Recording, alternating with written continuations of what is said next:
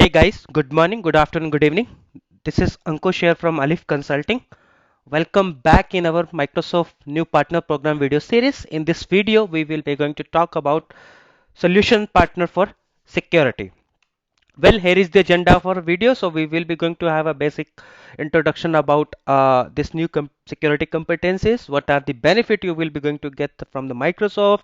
What are the requirement? What are the considerations as a partner you need to keep in mind for applying for this security competencies? How you can upgrade your existing competencies? What are the benefit you will be going to get as a specialized and expert? And then what are the technical requirement to achieve this security competency? So all of those things we will be going to cover in this video. Well, let's quickly jump to the introduction. So Microsoft introducing the Microsoft partner designation on cloud in a six solution areas aligned to how Microsoft go to market. By attaining the solution area designation, you can demonstrate your organization capabilities in delivering customer success in the solution areas. This new model provide two qualifying level: solution partner or specialist and expert.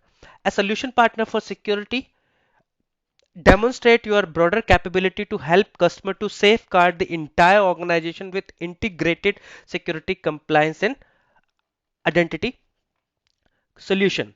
Becoming a solution partner for security give a customer a way to identify you as a partner that has both commitment to train and accreditations and has delivered the solution that lead to the customer success.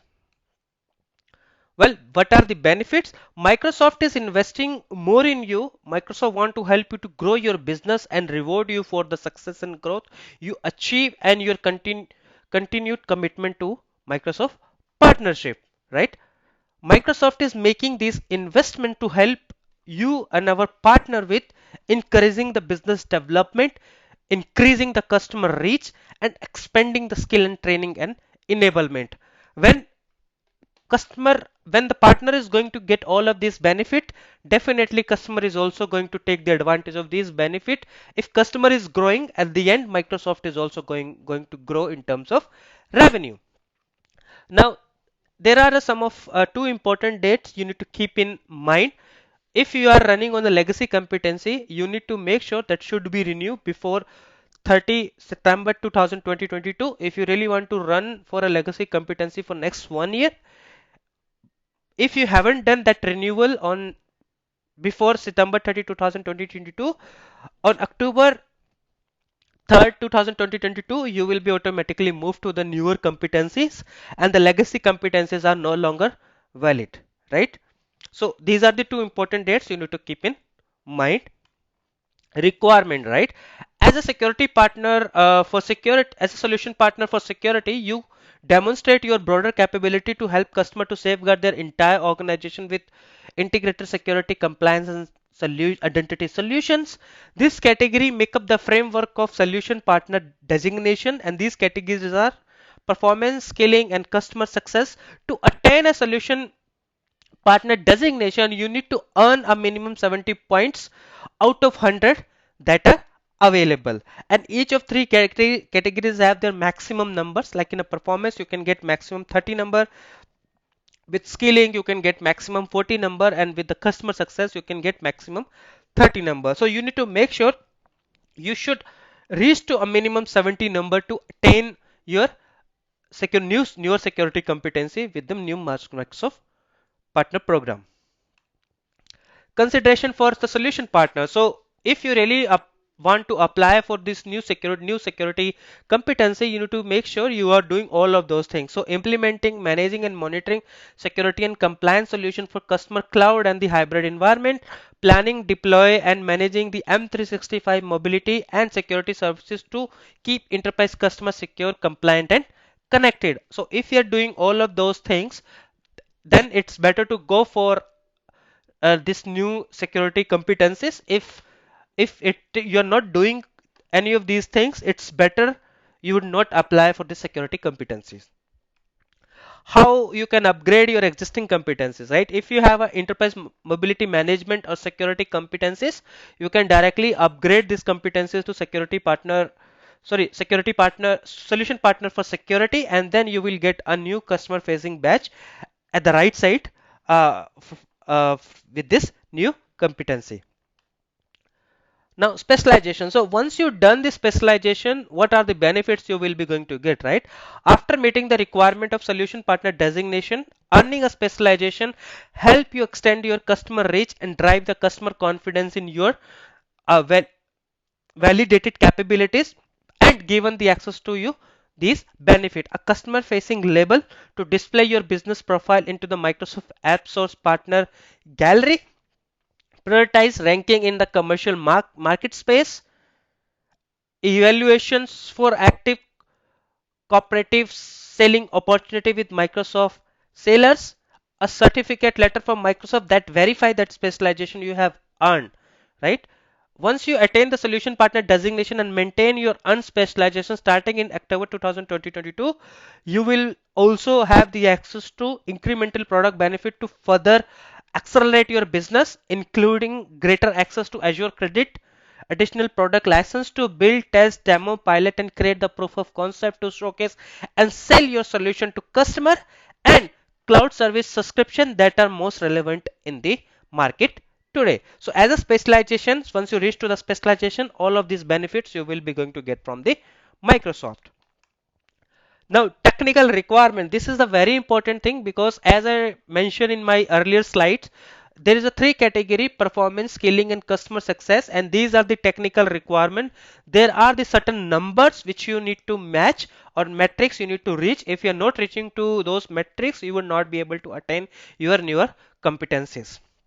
To earn the designation solution partner for security, your partner capability score for security must be meet the qualification requirement. The partner capability score is measured by partner performance, scaling, and the customer success, and and it and is informed by data that is already recorded into the partner center.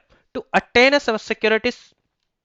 security designation, you must earn a 70 points and must have a one or more point from each of four metrics. These metrics are performance, net customer added, skilling, intermediate certificate, customer success. In a customer success, you have a two subcategories: users growth and the deployment. Right? So these are the four categories in which you need to earn the points, and the minimum point is going to be the 70. Security partners can target providing the service and solution on M365 workload or on Azure services. Therefore, validation requirements are focused on both Microsoft M365 users and the performance and the Azure revenue. Partner capability score. So as I told you, there are four metrics in these three categories. In the performance categories, it's a net customer add. In the skilling categories, it's intermediate certifications. And in the customer success category, it has a deployments metric, or it have a users growth metric. Now let's start with the performance metric: net customer adds. Net customer adds is defined as a number of qualifying customers added to your customer base during the tailoring 12 month of periods. A customer is defined as a unique TPID or the tenant. Calculations for Azure security: net customer added is equal to total qualifying customer with qualifying Azure revenue in current month minus total qualifying customer with qualifying Azure revenue in previous month. So these are the calculation for M365. Net customer added qualification is going to be total qualifying customer tenants in last month is minus total qualifying customer tenant in 12 months ago. What are the eligibility criteria is for the Azure security? A customer TPID, which is a tenant ID, is qualifying for this metric if they have at least monthly average Azure consumption revenue is $100 for last 12 months, or only Azure revenue for the service mentioned into the leasable product contributed to the qualification. For M365, a customer tenant qualifies for this metric if they have 25 paid seat in the last month or any month of considerations. thresholds for maximum points, right? So how you can earn the maximum point? Net qualified customer ads for both Azure Security and M365 are counted and given the point. A total number of 10 customers addition for Azure Security Services and M365 fulfill the above criteria and required to earn a maximum 20 points for this metrics. Scoring, how the scoring is happen: each net qualified customer added given you 2 points for up to 20 points obtained from the 10 customers. Leasable association type, so this can be for Azure Security Center, it can be partner admin link, and for the M365 it can be CPO, which is a claiming partner of record. Leasable products, leasable products are leasable workload that qualify your customer to earn the point. For Azure Security, it's Sentinel, Microsoft Defender, Network Security, Identity and Access Management. For M365, it's Active Directory Premium, Microsoft Defender for Office 365, Microsoft Defender for Endpoint, Microsoft Defender for Identity, or Microsoft Preview Information Protection, and the Intune. These are the products which are leasable for the points. Skilling, right? The skilling category measure the capability and skill acquired by a partner through the number of certificates has been done by an individual in the organization. For security, there are a one metric in the skill category, right, which is the intermediate certificate. For the intermediate certificate, uh, the certificates are Microsoft 365 Security Administrator Associate or Microsoft Security Engineer Associate. At least one of the following three certificate, if you are not doing any of above, which should be Microsoft Security Operation Analyst, Microsoft Identity and Access Administrator, Microsoft Information Protection Administrator Associate. So these are the certificates in the skilling category which you need to complete. So what are the scoring and how the scoring is happen? For each qualifying individual will get 66.6 point, and for up to maximum 40 point obtained from the 6 qualifying individual. So anyone if doing all of the certificate, it doesn't mean he will be going to get a certificate points for each certificate. He will be going to get a maximum 6.6 points. So if there is other 6 individuals who is doing the same certification or any certification between of these categories or these certification, you will be going to get a maximum 40 point in that category. Customer success, which is a very important a technical requirement. The customer success measure your ability to enable the growth in the users of Microsoft product or expansion of Microsoft service and workload utilized by customer. There are two metrics in the customer success category. One is deployment and second one is the users growth.